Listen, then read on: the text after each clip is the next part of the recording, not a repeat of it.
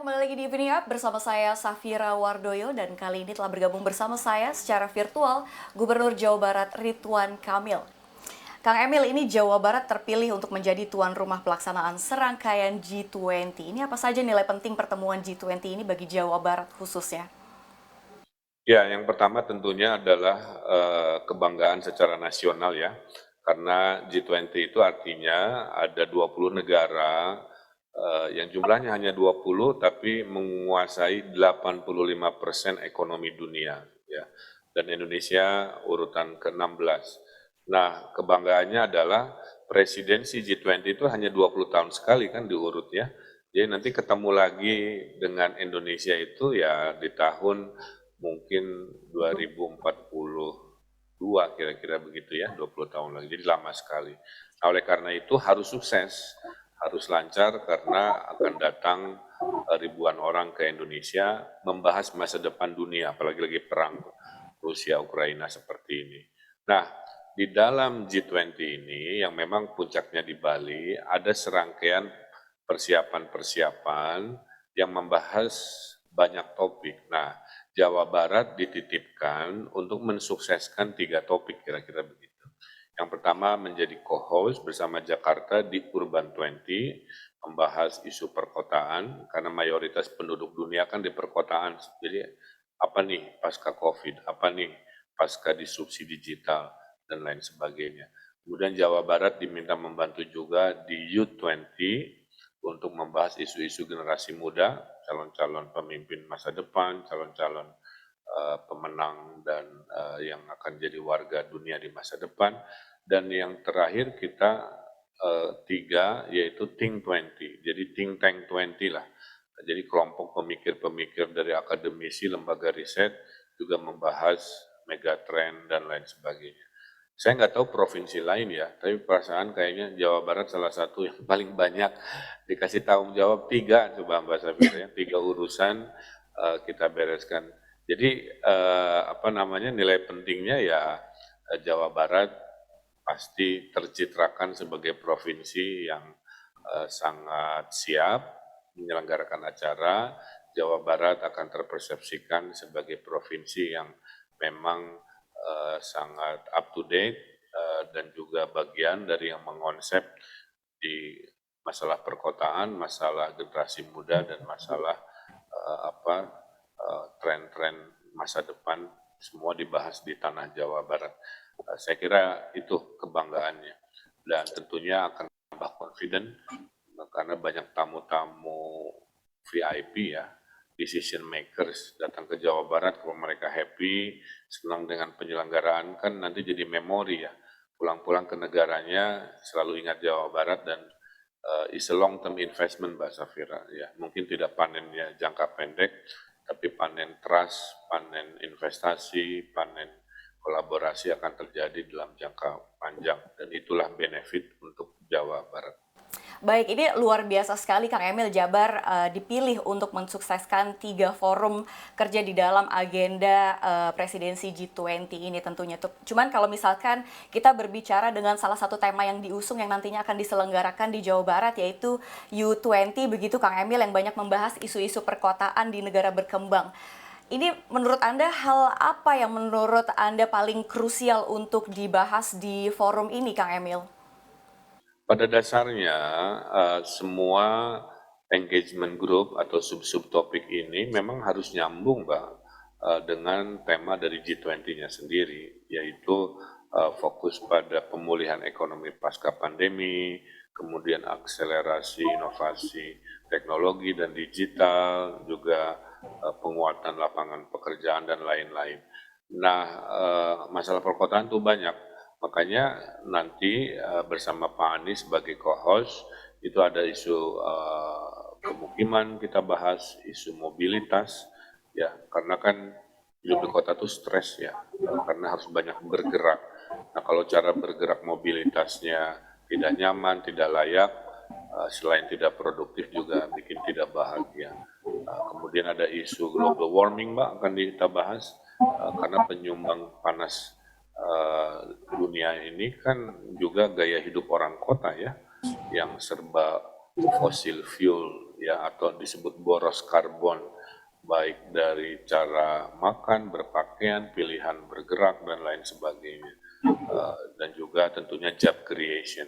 Kenapa orang pindah ke kota? Ya karena cari pekerjaan yang dianggap lebih baik dibanding desa. Nah, oleh karena itu isu perkotaan sebenarnya tidak lepas dari isu-isu desa juga.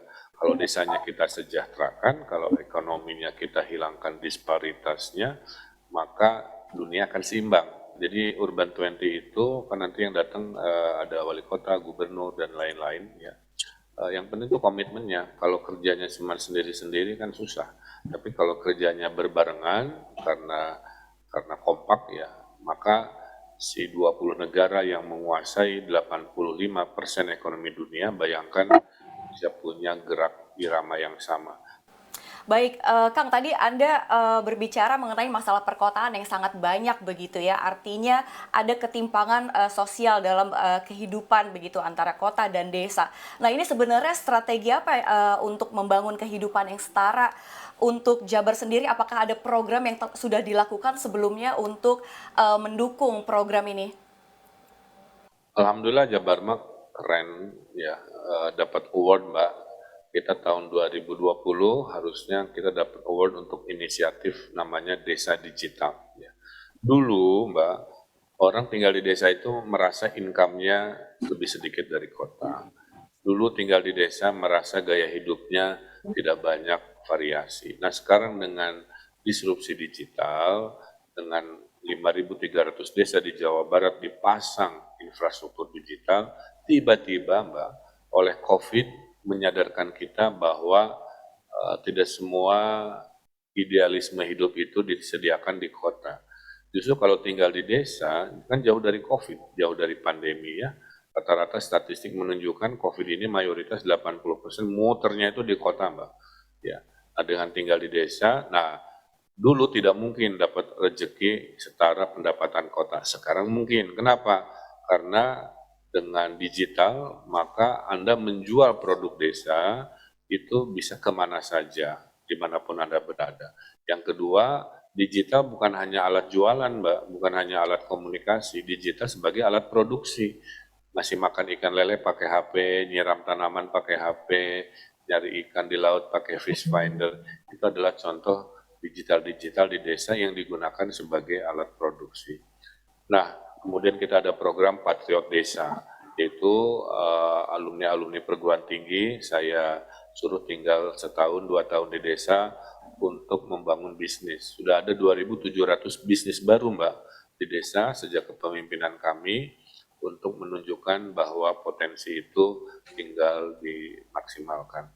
Saya meyakini dengan revolusi digital, maka ketimpangan yang tadi kita bicarakan bisa berkurang, sehingga suatu hari Mbak, mau tinggal di desa, mau tinggal di kota, kesejahteraannya sama. Syaratnya kuasai revolusi teknologi digital, maka dimanapun Anda tinggal di Republik ini, Anda bisa mendapatkan kesejahteraan seperti di kota Jakarta, Surabaya, atau Bandung. Mudah-mudahan mimpi ini bisa terwujud tercepatnya datang dari Jawa Barat. Baik, ini sama seperti slogan yang dimiliki Jawa Barat gitu ya, tinggal di desa, rezeki kota, bisnis mendunia, begitu ya Kang? Betul, coba bayangkan kalimat itu diresapi baik-baik ya. Tinggal di desa, lihat gunung, lihat sawah, lihat sungai, lihat kehijauan. Income-nya income Jakarta kan, ya, yang memadai, kemudian spendingnya lebih sedikit, nabungnya lebih banyak kan. Bisnis mendunia ini sudah terjadi. Ada merek sabun di desa Mbak, sebelum desa digital dia jualannya hanya door to door di desa. Itu omsetnya di bawah 10 juta sebulan. Sekarang si sabun itu sudah hampir 500-an juta sebulan karena dia jualannya online ya, menggunakan teknologi e-commerce yang ada di desa-desa yang kami pasang di balai desa. Itu Mbak poin dari tinggal di desa rezeki kota bisnis mendunia. Saya kasih tahu satu fakta Mbak Safira. Waktu COVID semua ekonomi turun Mbak, kecuali ekonomi pangan dan ekonomi digital. Jadi kalau digabung pangan dan digital itu tahan banting dan tahan pandemi. Maka pilihlah kombinasi pangan dan digital menjadi satu pilihan berprofesi anak-anak muda kita di masa depan. Baik, Kang Emil ini kan Jawa Barat bukan hanya berpartisipasi untuk sub-event U20 begitu ya, tapi juga ada Y20 dan juga tadi Think 20. Kita bicara tentang Y20 ini yang membahas bagaimana memberdayakan kaum muda sebagai kaum usia produktif dan di sisi lain juga memastikan mereka punya skill yang menjawab kebutuhan digitalisasi dan kompetisi global gitu. Kalau misalkan menurut Anda sendiri berkaca pada Jawa Barat bahkan ke Indonesia pada umumnya isu ini apakah nanti akan menjadi tantangan besar atau bagaimana Kang Emil? Ini urgent banget Mbak Safira, karena tahun 2045 kita kan diprediksi G20-nya melompat ya, dari ranking 16 ke ranking 4. Hebat banget lah, insya Allah, amin. Itu kenapa? Karena di 2045 70% penduduk Indonesia itu usia muda. Nah, generasi muda ini satu harus sehat. Maka kita lagi reduce stunting, melawan stunting habis-habisan, Mbak. Karena stunting ini jangan sampai membuat 2045 nanti kita benar banyak anak mudanya tapi jadi beban negara, bukan jadi mesin negara kan. Yang kedua baru masuk ke skillnya. Jangan sampai nanti jumlahnya 70% di 2045 tapi kerjanya masih kerja-kerja dasar ya. Mereka harus apal kripto, mereka harus apal NFT, mereka harus apal tadi Internet of Things yang ngasih makan ikan, nyiram tanaman pakai HP, mereka sudah paham artificial intelligence untuk ngurusin data, jadi hidup lebih produktif ya. Tapi juga kesehatan mental menjadi penting, jangan mereka didrive oleh teknologi, oleh kecepatan, oleh tekanan, tapi mereka bukan generasi Indonesia yang bahagia, tapi yang julid gitu kan, yang nyinyir, yang gampang marah, gampang stres, banyak rebahan. Nah, itu harus dilawan ya, atau banyak bertengkar ya, urusan agama, etnisitas. Jadi generasi muda kita harus juara, harus berkualitas, secara fundamental lahir batinnya luar biasa. Fisik, IQ dan SQ-nya kuat di 2045, saya meyakini Indonesia akan luar biasa. Nah itulah salah satu yang akan saya usulkan untuk dicari strateginya di Y20. Baik Kang, tentunya banyak ide-ide yang akan dikeluarkan begitu ya untuk forum-forum dari ketiga event ini.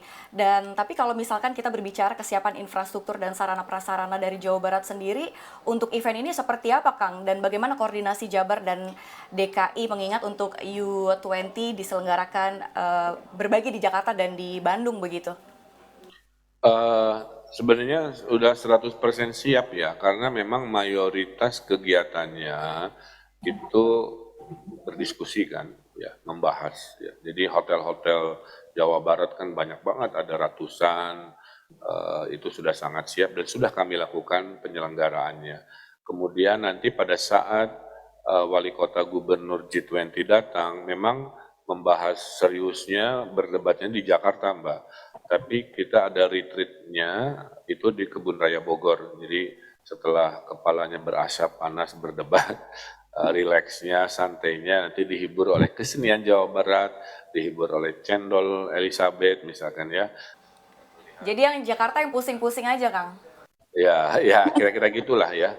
Tapi itu bahasanya Mbak Safira. Jadi rileksnya di Jawa Barat sehingga adem lah ya, pulang-pulang bersepakat. Karena penting, diplomasi kan nggak harus selalu serius, kadang-kadang dengan diplomasi restoran, diplomasi kuliner, diplomasi informal, kesepakatan sering tercapai juga. Jadi itu kesiapan Jawa Barat, hotel-hotel bintang 5-nya, tempat-tempat rekreasinya kita siapkan untuk kesuksesan G20. Baik, Kang Emil, ini kan Anda terpilih gitu Jabar mensukseskan 3 forum agenda presidensi G20. Ini sebenarnya apa sih yang bisa ditawarkan Jabar nantinya untuk kemudian ide-ide tersebut dituangkan kepada negara-negara lain dan mungkin bahkan bisa diimplementasikan oleh negara-negara lain di dunia begitu? Ya, gimana cara Jawa Barat? Ya saya all out di media ya. Ngajak warga Mbak, bikin kegiatan, bikin permainan, bikin diskusi apa, sehingga semua merasa terlibat bahwa urusan G20 ini selain kesuksesan seremonialnya, penyelenggaraannya harus sukses secara substansi, kan begitu ya. Nah, substansi ini hanya bisa sukses kalau peran media seperti CNBC ini juga terlibat secara aktif. Nah, nanti kita kerjasamakan tentu dengan Jawa Barat, sehingga pikiran-pikiran Jawa Barat yang universal dan bisa diterima ini bisa akhirnya menjadi kebijakan dunia, kan kira-kira begitu. Ya, jadi saya kira itu pintunya untuk gagasan-gagasan itu bisa. Termasuk tantangannya gini Mbak Safira, Hmm. kan bahasanya kadang-kadang terlalu tinggi-tinggi ya. Jadi saya sebagai pemimpin harus mencari bahasa-bahasa G20 ini yang mudah dimengerti oleh rakyat kecil, Mbak. Ya, jadi itu menjadi penting dalam komunikasi publik kita. Nah, itu yang akan saya lakukan juga, sehingga dari pedagang kecil sampai pengambil kebijakan paham pentingnya 85% ekonomi dunia ini bisa dikonsepkan dengan baik. Baik, Kang Emil, satu pertanyaan terakhir untuk Anda. Ini apa harapan Jawa Barat dari pertemuan G20, terutama untuk menyokong perekonomian lokal sendiri? Pertama dari sisi event aja kan, cateringnya jadi rame kan, kemudian belanja iklan di media juga jadi tinggi, kemudian engagement di masyarakat menjadi baik, kan artinya berarti rakyat saya menjadi lebih pintar kan. Nah, jadi perekonomian lokal ada yang sifatnya langsung, Mbak, terkait event-event seremoni-seremoni, ada juga perekonomian lokal yang sifatnya mungkin medium term karena banyak tamu. Saya kan pasti jualan, Mbak. Pasti jualan menu investasi, apalagi Jawa Barat kan sudah 5 tahun terakhir selalu ranking 1 investasinya.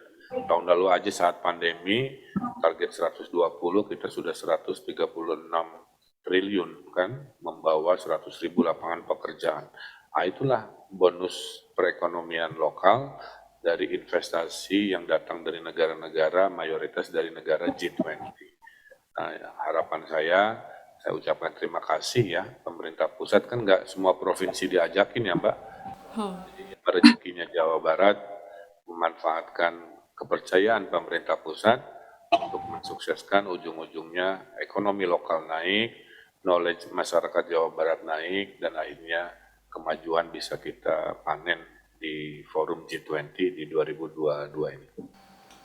Baik, baik Kang Emil, tentunya kita nantikan ya seperti apa hasil diskusi dari pertemuan para pemimpin kota dalam agenda U20 ini. Kang Emil, terima kasih banyak atas waktu Anda di CNBC Indonesia. Sehat dan sukses selalu untuk Anda. Terima kasih sama-sama Mbak Safira.